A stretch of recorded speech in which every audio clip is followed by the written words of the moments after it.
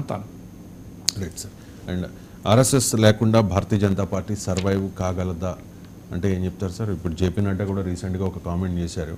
And RSS లేకుండా Bharatiya Janata party ఈ స్థాయికి ఎదిగిందా, ఇక మీదట ఆర్ఎస్ఎస్ లేకుండా భారతీయ జనతా పార్టీ సర్వైవ్ కాగలదా అంటే? సర్వైవ్ అవుతుందని ఆయన ఏం చెప్పలేదు, ఆర్ఎస్ఎస్తో సంబంధం ఉండదని అనలేదు. ఆయన అన్నది ఏంటంటే JP Nadda BJP has grown independent of RSS అన్నాడు. అంటే ఆర్ఎస్ఎస్కు ప్రమేయం లేకుండా భారతీయ జనతా పార్టీ ఒక రాజకీయ పార్టీగా ఎదిగి వచ్చింది అన్నాడు. ఈ ప్రశ్నను రకరకాల మంది రకరకాలుగా ఈ స్టేట్మెంట్ ఇంటర్ప్రిట్ చేస్తున్నారు.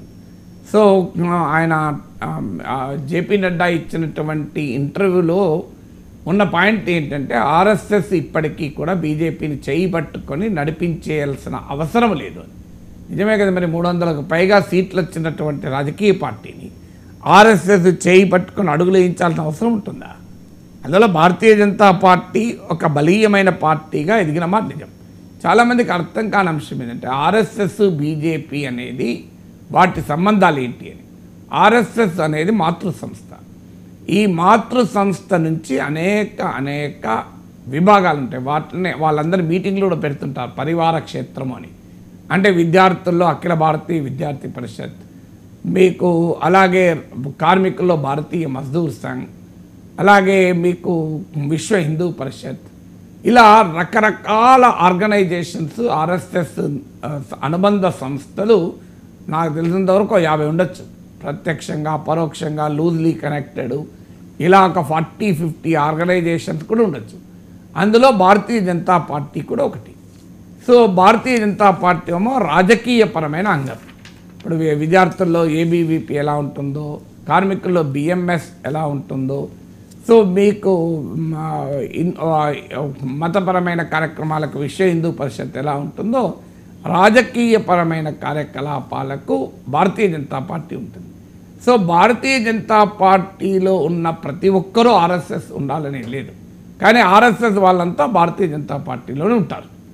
ఆర్ఎస్ఎస్లో పనిచేసే వారు కూడా ఇతర పార్టీలు ఉన్న వాళ్ళు ఉన్నారు, లేరని కాదు. కానీ ఆర్ఎస్ఎస్ ఐడియాలజీ కట్టుబడి ఉన్నవారు మాత్రం పొలిటికల్గా బీజేపీతో ఉంటారు. కానీ ఆర్ఎస్ఎస్ పట్ల గౌరవం ఉండే ఆర్ఎస్ఎస్ ఐడియాలజీలో పొలిటికల్గా బీజేపీలో లేని వాళ్ళు కూడా చాలామంది ఉన్నారు. ఇతర రాజకీయ పార్టీలలో ఉన్న ఆర్ఎస్ఎస్ వాదులు కూడా చాలామంది ఉన్నారు. సో అందువల్ల భారతీయ జనతా పార్టీకి ఆర్ఎస్ఎస్కు ఉన్న రిలేషన్షిప్ అది. ఆర్ఎస్ఎస్ ఇది ఐడియాలజికల్ ఫోర్స్ బిహైండ్ బీజేపీ. ఆర్గనైజేషనల్గా కూడా తీసుకున్నా కూడా ఆర్ఎస్ఎస్ ప్రతినిధులు బీజేపీలో అన్ని స్థాయిల్లో ఆర్గనైజింగ్ సెక్రటరీగా ఉంటారు, సంఘటనా కార్యదర్శి అంటారు. వీరు మీకు అంతటా ఉంటారు. మీకు ఇప్పుడు జాతీయ స్థాయిలో బిఎల్ సంతోష్ సంఘటనా కార్యదర్శి. సో ఆర్ఎస్ఎస్కు బీజేపీకి మధ్య ఉండే కనెక్ట్ అతను. సో అందువల్ల ఆర్ఎస్ఎస్ లేకుండా బీజేపీ ఉంటుందా అంటే ఉండదు అనే ఆన్సర్. కానీ ఆపరేషనల్గా చూసినప్పుడు బీజేపీలో మోడీ అమిత్ షాలు వచ్చాక వారు ఆర్ఎస్ఎస్ నాయకులని కూడా పట్టించుకోకుండా సొంతగా నిర్ణయాలు తీసుకునే స్థాయికి వచ్చింది అనేటువంటి భావన ఉన్నమాట నిజం.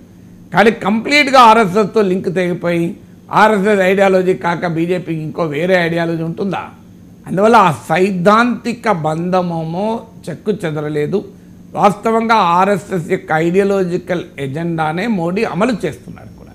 ఇవాళ Ram Mandir RSS agenda, article 370 Shyamaprasad Mukherjee కాలం నుంచి RSS agenda, uniform civil code RSS agenda.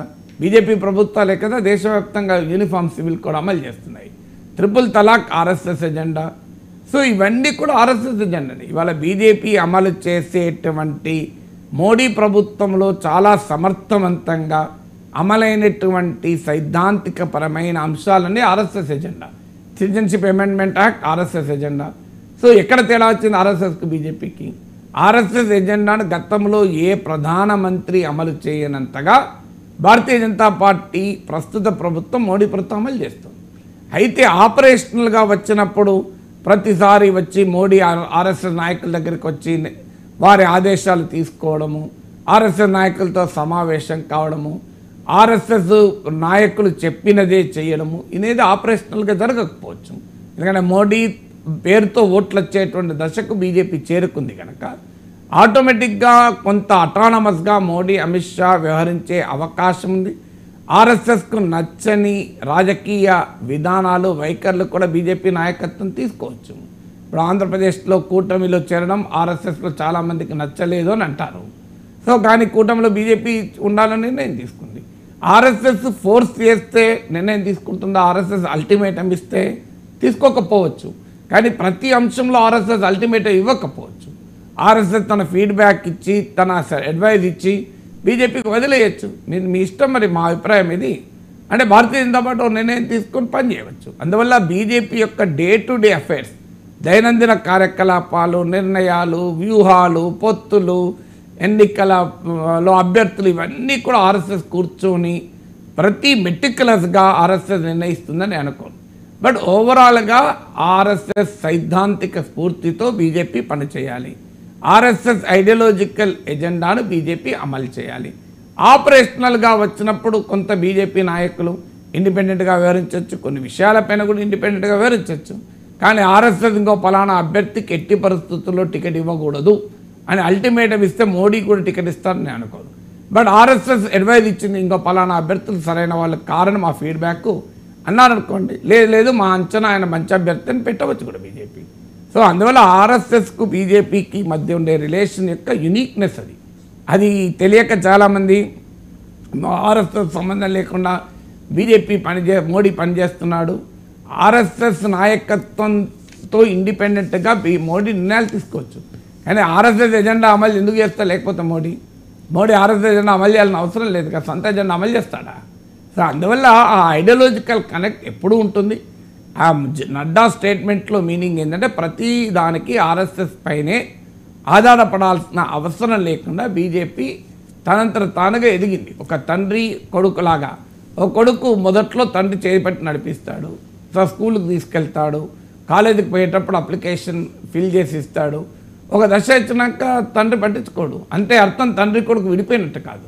So కొడుకే సొంతగా అప్లై చేసుకుంటుంటాడు. సో నా కొడుకుని స్కూల్లో అడ్మిషన్ చేసినప్పుడు నేను ఫామ్ నింపాను, నాకు గుర్తు. నా కొడుకు ఎంఎస్ చదవడానికి వెళ్ళినప్పుడు నేను ఫామ్ నింపలే, వాడు జిఆర్ఈ ఎగ్జామ్ రాష్ట్రానికి వెళ్ళినప్పుడు నేను ఫామ్ నింపలే, వాడే నింపుకున్నాడు కదా. వాడు ఉద్యోగాలకు అప్లై చేసేటప్పుడు నేనేమి ఏ ఉద్యోగానికి అప్లై చేస్తున్నారా, మరి ఈ జాబ్ మంచిదేనా అని కూర్చొని చేయలే కదా. అంటే అర్థం నా కొడుకు సంబంధం లేదని కాదు, నా కొడుకు అడ్వైజ్ అడిగినప్పుడు అడ్వైజ్ ఇస్తే అడ్వైజ్ ఇవ్వతో ఇండిపెండెంట్గా పనిచేసుకుంటాడు. సో ఆర్ఎస్ఎస్కు బీజేపీకి కూడా అలాంటి సంబంధమే. RSS is a parental organization for BJP. ప్రతిదానికి పేరెంట్ పైన బీజేపీ ఆధారపడకపోవచ్చు, తన సొంతగా తన పని తాను చేసుకుంటూ పోవచ్చు కదా. రైట్ సార్, ఎన్నికలు అయిపోయిన తర్వాత నారా చంద్రబాబు నాయుడు అమెరికా పర్యటనకు వెళ్ళారు.